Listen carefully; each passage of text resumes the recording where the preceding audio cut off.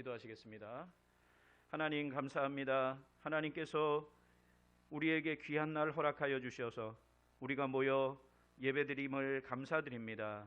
주님, 방송으로 예배드리고 1층과 3층에서 함께 예배드리는 모든 성도들에게 큰 은혜와 능력으로 함께 동행하여 주시옵소서. 하나님, 이 시간이 우리의 심령을 온전히 하나님 앞에 올려드리는 자리가 되게 하여 주시옵소서. 예수님 이름으로 기도합니다. 아멘. 할렐루야.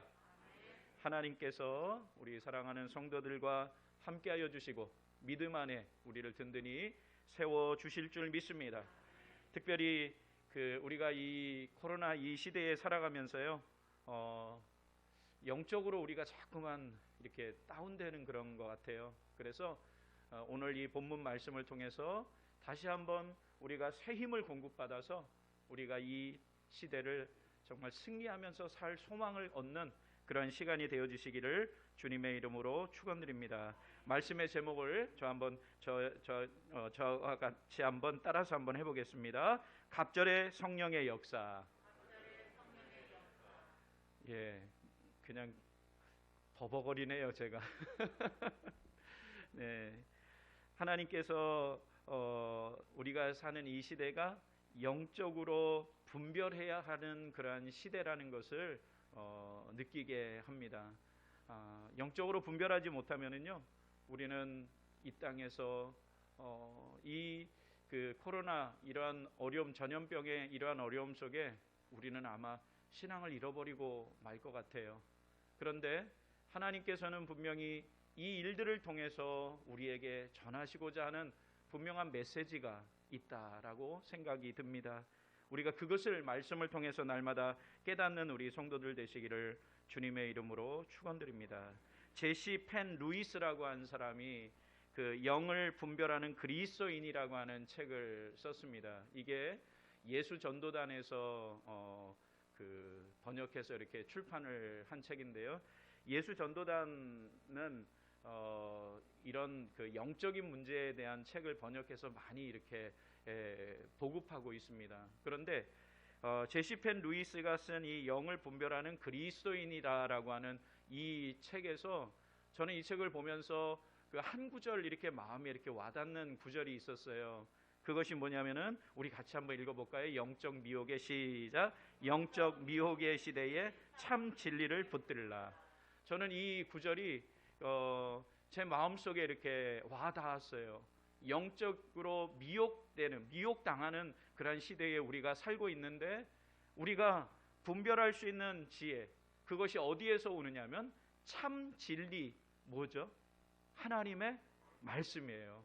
그래서 저는 이 책도 보고 또 이렇게 지금 시대를 이렇게 바라보면서 지금이야말로 우리가 정말 성경을 가까이 해야 할 그런 때다라는 그런 생각이 듭니다.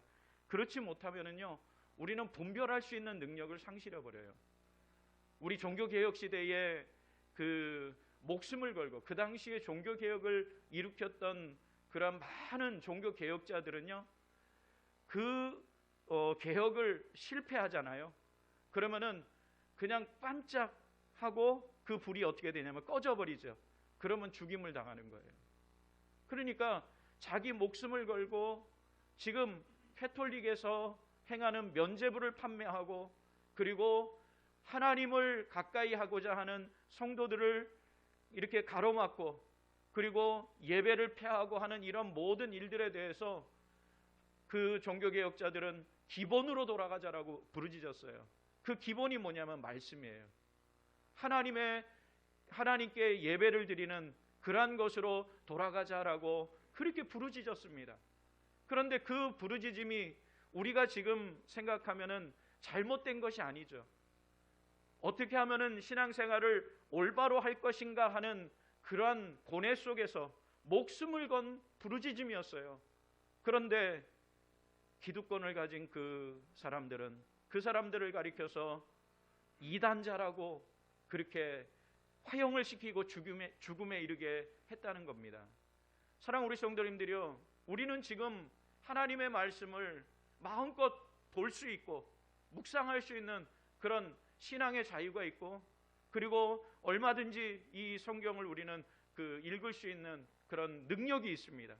우리 과거에 보면은 이 한글을 아는 사람들이 연세 많이 드신 분들은 한글을 모르시는 분들도 많이 있었잖아요. 그래서 10년 전, 20년 전 사역 가운데, 교회에서 사역하는 그 사역 가운데 한 가지는 뭐였느냐면은 한글을 가르치는 사역도 많이 했어요. 지금도 교회에서 그런 사역을 하는 교회들도 있어요. 그런데 지금 우리가 성경을 보면서 성경을 못 보는 사람은 거의 없어요. 거의 99%가 이 말씀을 읽고 느끼고 이 말씀의 의미가 무엇인가를 깨달을 수 있는 지적인 능력이 있는 사람들이에요. 그런데요, 지금 예전에 한글을 모르는 그런 분들은 우리 깍두기 공책 있잖아요. 저 어렸을 때 글씨 모르는 권사님들이 그 뒤에서 그 깍두기 공책에다 이렇게 쓰는 거 제가 봤어요. 그런데 그분들은 그렇게라도 해서 한 절을 쓰려고 하면은 그것을 더듬더듬 써서 그렇게 해서 말씀을 보는데, 지금 우리는 그렇지 않아요. 이 워드를 쳐도요, 한 절을 치면은 몇 초 안 걸려요. 1분도 안 걸려요. 그렇게 우리는 문명이나 여러 가지 지적인 능력이나 우리는 성경을 마음껏 보고 쓸 수 있고 느낄 수 있는데, 그 과거에보다도 우리는 성경을 더 보지 않고 있다는 겁니다. 그러니까 영적으로 어떤 문제가 생기면은 분별하지 못하고 그리고 넘어지고 하는 것이 오늘날의 현실이고, 점점점 시간이 가면 갈수록 말씀의 깊은 은혜 속에 우리의 신앙이 성숙된 그리스도인이 되는 것이 아니라 예전보다 점점점 신앙이 떨어지고 있고 다운되고 있다는 거예요. 사랑하는 우리 성도님들의 이때는 우리는 깨어서 기도해야 될 때인 줄 믿습니다. 오늘 열왕기하 2장 8절에서 14절 말씀은 우리가 너무나 잘 알고 있는 말씀이에요.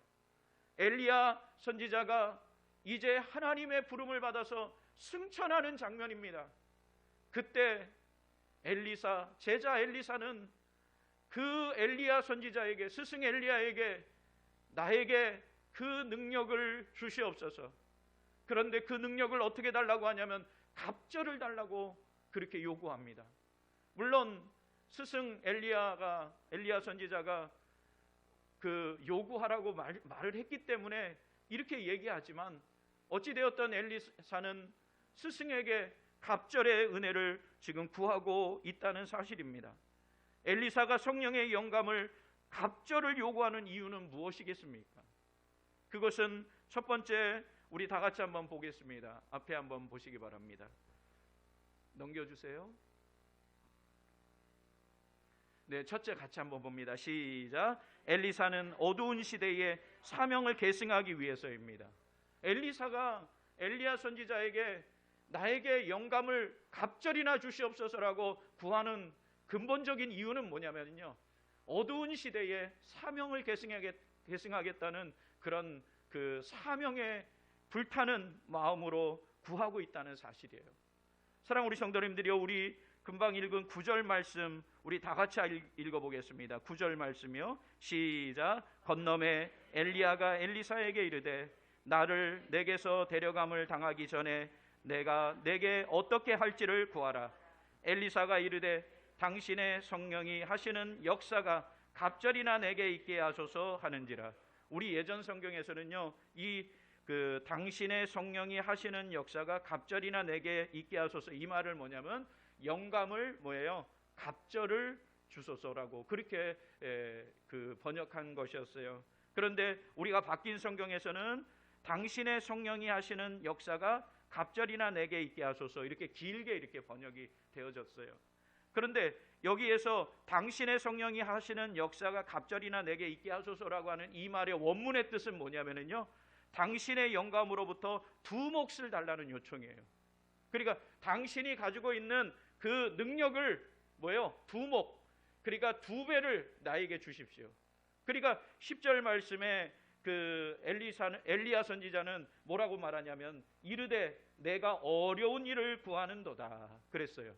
그런데 뭐라고 말합니까? 10절에서 그러나 나를 내게서 데려가시는 것을 내가 보면 그 일이 내게 이루어지려니와 그렇지 아니하면 이루어지지 아니하리라 하고. 그러니까 이 말씀은 뭐냐면 분명히 네가 능력을 받겠다는 거예요, 못 받겠다는 거예요? 받을 수 있다라는 거예요. 어떻게 하면은요?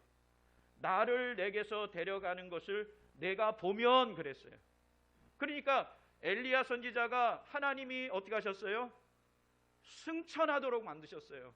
그것을 내가 보면 분명히 내가 갑절의 영감을 네가 받을 수 있을 것이라고 엘리야 선지자는, 스승은 이야기하고 있다는 사실입니다. 자, 우리 이 말씀을 한번 생각해 보시기 바랍니다. 단순히 엘리사가 내게 갑절의 은혜를 주시옵소서, 갑절의 능력을 주시옵소서 이렇게 구하는 것, 저는 이 말씀을 전에 이렇게 묵상할 때 이런 생각이 들었어요. 스승에게 이렇게 얘기하면은 스승님이 어떻게 생각할까? 아, 이 녀석 고얀 녀석이네. 응? 스승이 지금 승천하고 없으면은 그 제자가 스승보다 더 뛰어나게 그래서 그러려고 하는 거 아닌가 하는 그런 생각을 갖지 않을까, 이런 생각이 들었어요. 그런데 엘리사는 그런 생각이 아니었던 거예요. 어두운 시대, 자기 스승이 하나님의 능력을 행했던 그 시대보다 자신이 사는 그 시대는 더 어둠으로 가득하고 흑암으로 가득한 세상이었기 때문에 자기 스승 엘리야 선지자가 행했던 능력에 배가 있어야 내가 이 땅에서 하나님의 능력을 감당할 수 있다라고 하는 그런 마음이 있었기 때문에 그래요. 이것은 어쩌면 거룩한 욕심이에요. 하나님의 일을 감당하고자 하는 거룩한 마음에서 나에게 두 몫을 주시옵소서, 당신이 행하던 영적인 능력의 두 몫을 내가 감당할 수 있도록 하나님 스승에게 이렇게 고하고 있다는 사실입니다. 사랑 우리 성도님들이요, 이 두 몫이라고 하는 것은요, 두 몫을 주는 것은 성경에 어떻게 기록되어 있느냐면 신명기 21장 17절에 보면은, 우리 다 같이 한번 읽어볼게요. 신명기 21장 17절이요. 시작. 반드시 그 마음을 받는 자의 아들을 인정하여 자기의 소유에서 그에게는 두 몫을 줄 것이니 그는 자기의 기력의 시작이라 장자의 권리가 그에게 있음이니라. 아멘. 이것은 뭐냐면요, 장자의 권리를 인정할 때 두 몫을 주는 거예요. 이 신명기 21장 17절에 나와 있는 이 말씀은 그 앞구절에 무슨 내용이 나오느냐면요, 어떤 사람이 두 아내가 있어요. 그런데 두 아내 중에서 한 아내는 좋아하고 한 아내는 좀 구박을 하는 거예요. 미워하는 거예요. 그런데 이 두 아내 중에서 누가 먼저 아들을 낳느냐 하면은 자기가 미워하는 아내가 먼저 아들을 낳은 거예요. 그러면은 그 남편 입장에서는, 아버지 입장에서는 자기가 사랑하는 아내에게서 낳은 아들을 뭐로 세우고 싶어요? 장자로 세우고 싶죠. 그러나 그것이 법적으로 뭐예요? 안 된다는 거예요. 네가 미워하는 아내에게서 먼저 아들을 낳았다면 그 사람이 뭐가 되느냐면 장자의 권리를 갖는다는 거예요. 그래서 그 아들에게 몇 몫이요? 두 몫, 배를 주라는 거예요. 그래서 장자들은 그 아버지의 재산의 50%를 받을 수 있는 권리가 뭐냐면 성경에 이렇게 율법에 그 권리가 주어졌던 거예요. 그러면은 이 엘리사가, 이러한 모든 것을 알고 있는 엘리사가 지금 스승 엘리야 선지자에게 두 몫을 달라고 하는 것은 그 엘리야의 선지자에게는 많은 선지 생도들이 있었어요. 제자들이 있었어요. 우리 2장 7절에만 봐도 선지자의 제자 50명이 가서 멀리 서서 바라보며 누구를 배웅하고 있죠? 엘리야 선지자를 배웅하고 있죠. 그런데 이 50명이나 되는, 그리고 다른 지역에 있는 그런 사람들까지 합하면 더 많은 그러한 선지 생도 제자들을 엘리야는 거느리고 있었어요. 그런데 엘리사는 어떤 마음이 있는 거예요? 이 많은 사람들 중에서 영적으로 내가 누구를요? 엘리야 선지자를 계승하겠다는 거예요. 장자에게 두 몫을 주는 그런 그것은 이유가 있는 거예요. 왜 두 몫을 주느냐 하면요, 아버지의 유업을 계승하라는 얘기예요. 아버지의 유업을, 아버지의 뜻을 계승하는 다는 의미에서 두 몫을 주는 거예요. 그러니까 이 엘리사 선지자는 지금 엘리야 선지자의 무엇을 계승하겠다는 거예요? 사역을 계승하겠다는 거예요. 사랑 우리 성도님들이요, 스승의 사역을 내가 계승하겠으니 나에게 두 몫을 달라는 거예요. 두 몫의 능력을 나에게 달라는 거예요. 이것은 하나님의 일을 감당하고자 하는 엘리사 선지자의 거룩한 열망이에요. 사랑 우리 성도님들이요, 우리에게도 이런 열망이 있어야 될 줄 믿습니다. 우리가 지금 이 시대를 살아가면서 영적으로 점점 내 마음이 식어져 가고 있는 이러한 때에 우리가 정말 기도도 또 예배도 점점 멀어져 가고 있는 이러한 때에 저는 사실 오늘이요, 그 단계가 내려와질 줄 알았어요. 그래서 오늘 내려와지면 그래도 한 50명은 예배 드리면은 내일 기쁨으로 우리 성도들에게 그 메시지 보내면서 1부에 50명, 2부에 50명, 우리 3부에 50명 이렇게 하면은 그래도 우리 교회 성도들이 그래도 거진 다 나오시는 거잖아요. 그래서 그런 마음을 가지고 있었는데 이것이 또 연기가 됐어요. 그 연기가 되는 그런 것을 딱 들으면서 마음이 어떠냐면요, 막 이렇게 그 은혜가 막 이렇게 솟아나야 되는데 이것도 건 2월까지 또 이게 계속 지속이 되겠구나. 그래서 다시 그 순간에 하나님, 이 코로나 빨리 지나가게 하여 주시옵소서. 우리 교회뿐만 아니라 한국 교회, 이 전 세계에 있는 교회를 하나님 살려 주시옵소서. 이렇게 돼야 우리가 영적으로 살아날 수 있습니다. 하나님 도와주시옵소서. 기도가 나오는 거예요. 사랑 우리 성도님들이요, 이 시대는요, 우리 엘리사 시대보다 더 어쩌면 기도가 많이 필요한 시대이고, 어쩌면 더 어둡고 흑암의 세력이 왕성하게 일하는 그러한 때라는 거예요. 우리가 깨어있지 않으면 우리는 잠시도 있을 수 없는 그러한 시대를 우리가 살아가고 있다는 사실입니다. 우리 깨어서 기도했으면 좋겠어요. 정말로 하나님 앞에 예배로 우리의 마음과 뜻과 정성을 다해서 우리가 하나님 앞에 나오는 은혜가 있었으면 좋겠어요. 엘리사 선지자는 스승 엘리야 선지자의 고귀한 사명의 그 고귀성을 깨달았어요. 영적 장자의 권리를 가지고 선지자직을 계승하겠다라고 선포하고 있어요. 어두운 시대의 사명을 감당하고자 하는 열망이 그 속에 있었어요. 그래서 그는 스승에게 나에게 영감에, 당신의 영감에 두 몫을 내게 주시옵소서라고 지금은 간절히 소망하고 있다는 사실입니다. 우리에게도 이러한 열망이 있으시기를 주님의 이름으로 축원드립니다. 두 번째, 엘리사 선지자가 성령의 영감의 두 몫을 요구하는 것은 어떤 것이었느냐면 사명을 감당하기 위해서 성령의 능력을 부어달라는 겁니다. 성령의 능력이 임해야 된다는 사실이에요. 스승 엘리야 선지자는 불의 사자라고 그랬어요. 능력의 사자라고 그랬습니다. 우리 성경 열왕기상 18장 전체를 보면은 무슨 사건이 나오냐면 갈멜산 사건이 나와요. 갈멜산에서 엘리야 선지자는 바알 선지자 450명과 아세라 선지자 400명, 도합 850명 대 1로 영적인 싸움을 했어요. 제단을 쌓아놨습니다. 그리고 너희 신들이 자기 신들에게 구해서 뛰어난 능력이 있는 신이 참 하나님이 그 제단에 불을 붙여 주실 것이라고 시합을 한 거예요. 대결을 한 거예요. 바알 선지자와 아세라 선지자는 그 자기의 몸을 상하게까지 하면서 그렇게 빌었지만 그들의 신들은 응답하지 않았습니다. 그런데 열왕기상 18장 38절에 보니까 엘리야 선지자가 하나님 앞에 기도했을 때에 이에 여호와의 불이 내려서 번제물과 나무와 돌과 흙을 태우고 또 도랑의 물을 핥은지라. 할렐루야. 하나님 앞에 기도하였더니 불이 내려와서 그 제단에 불이 붙고 심지어는 그 제단에 부려놓은 물, 그래서 도랑으로 물이 있었던 것까지 그 물까지 다 이렇게 말라지는 역사가 일어났다는 사실입니다. 불로써 응답하신 여호와 하나님, 능력의 그 하나님을 경험했던 것이 엘리야 선지자였습니다.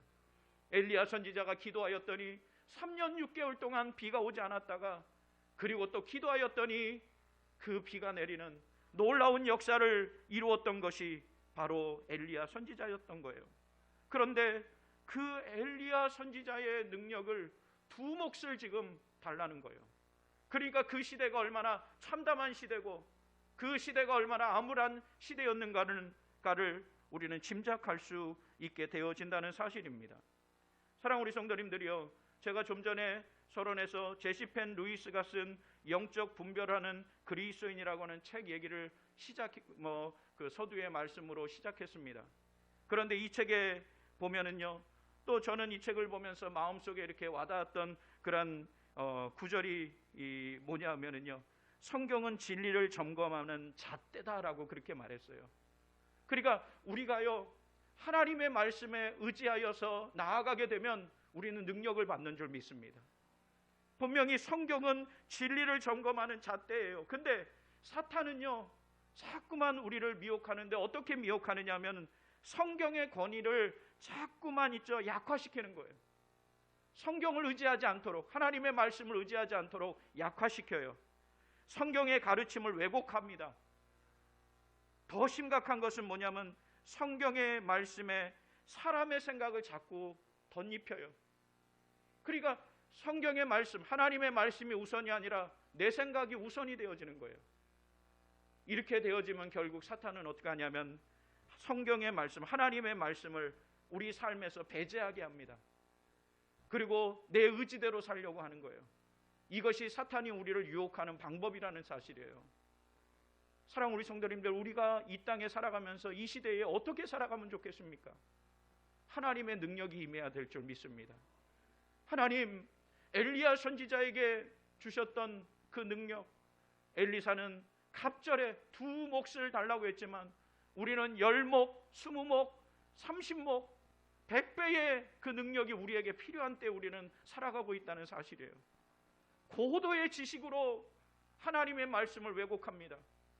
그런데 우리는 우리의 지식으로 그것을 분별할 수 없을 때가 너무 많다는 거예요. 사랑하는 우리 성도님들이요, 우리는 깨어 있어야 될 줄 믿습니다. 하나님의 능력을 받아야 될 줄 믿습니다. 그래야 우리는 이 시대를 분별하면서 하나님이 기뻐하시는 것이 무엇인가를 우리는 깨달으면서 살 수 있게 되어진다는 사실이에요.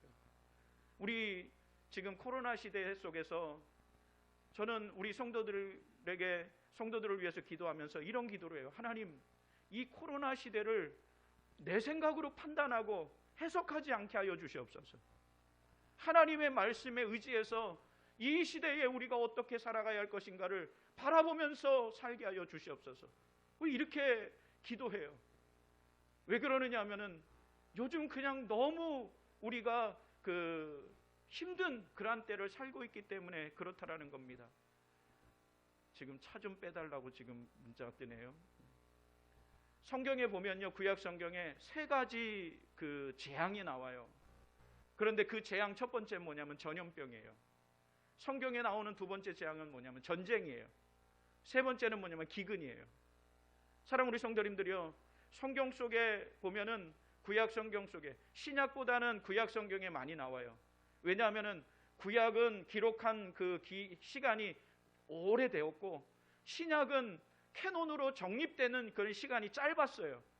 그런데 신약 시대에도, 중세 시대에도 전염병, 그리고 또 전쟁, 기근이 성경 속에서 말하는 3대 기근, 재앙 중에 하나, 3대 재앙이라는 거예요.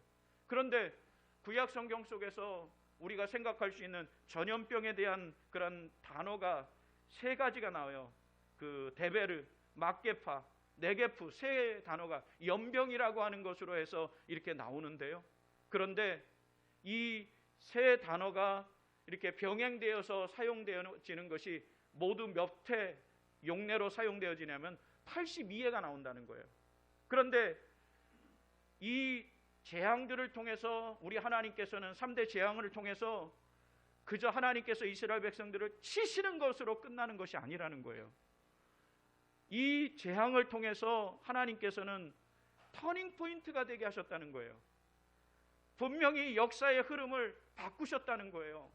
그러니까 전염병을 통해서, 또 이스라엘 백성들이 전쟁을 통해서, 아니면 기근을 통해서 하나님은 이 백성들이 돌이켜서 오히려 하나님을 바라보며 더 나은 신앙의 성숙된 그리스도인으로서의 삶을 살도록 그 길을 열어주셨다는 거예요. 사랑하는 우리 성도님들이요, 우리도 이러한 관점으로 이 코로나 팬데믹 이것을 바라보시기를 주님의 이름으로 축원드립니다. 그러면 이 일이 우리에게 힘들고 지칩니다. 그러나 이것이 터닝 포인트가 되기를 원합니다.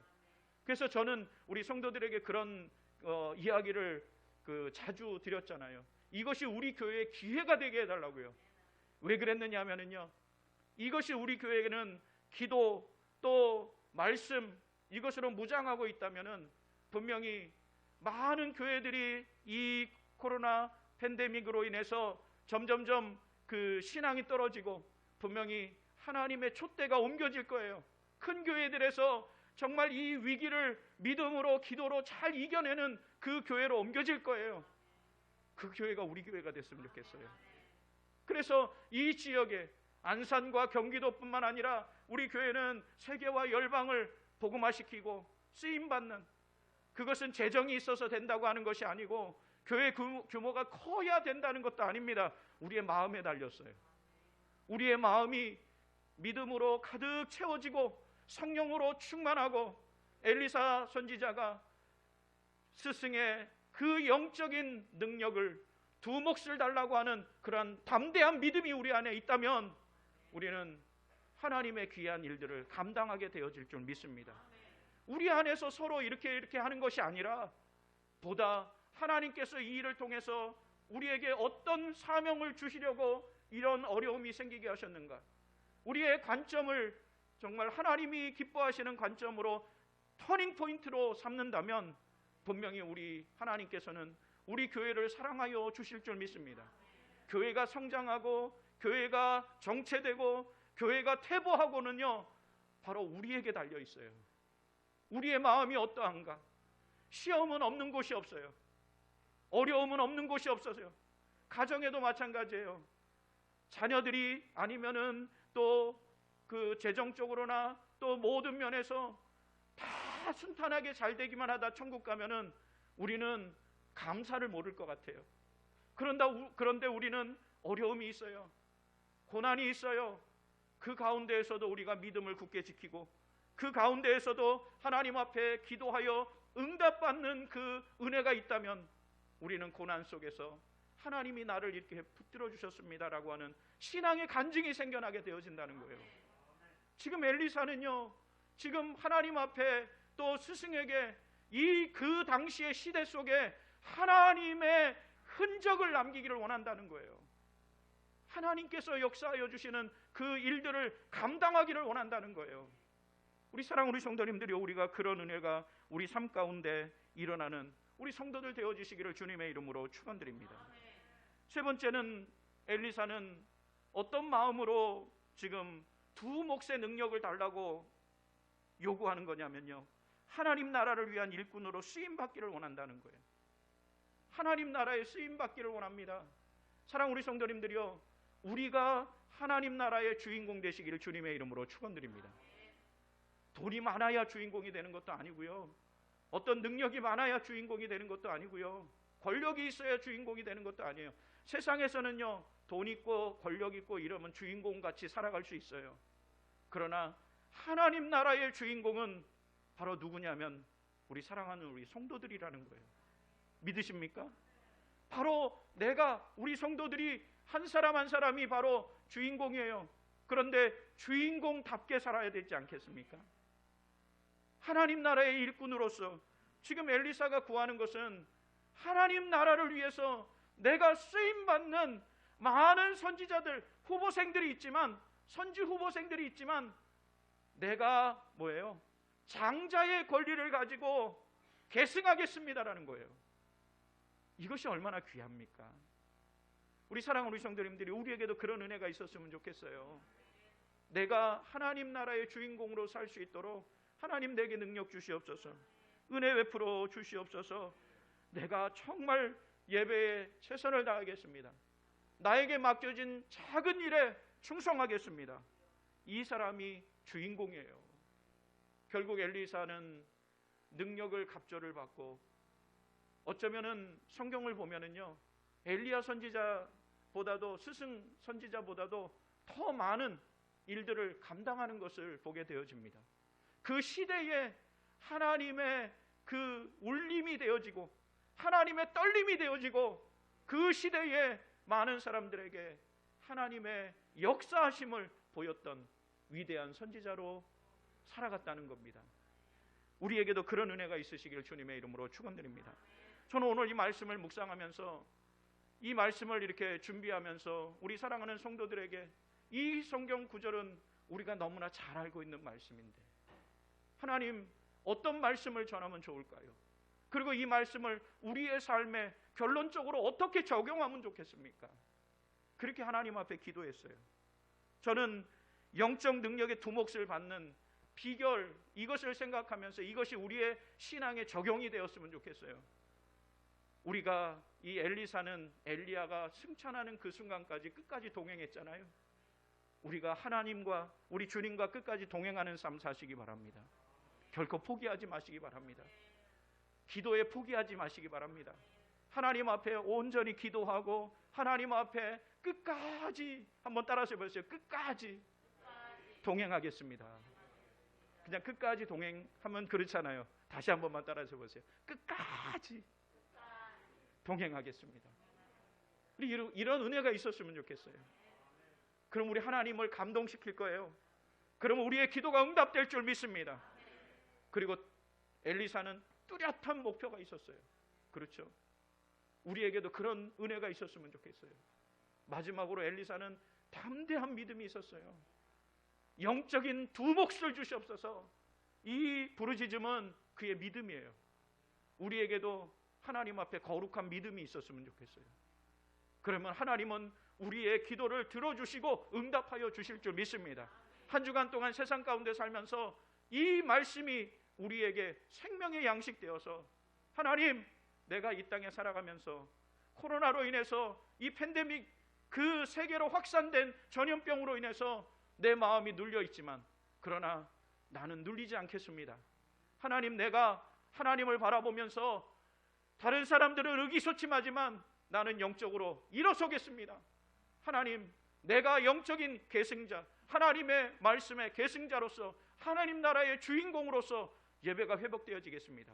이런 다짐으로 하나님 앞에 나아가서 내 신앙이 뜨겁게 회복되어지는 놀라운 역사가 일어나시기를 주님의 이름으로 축원드립니다.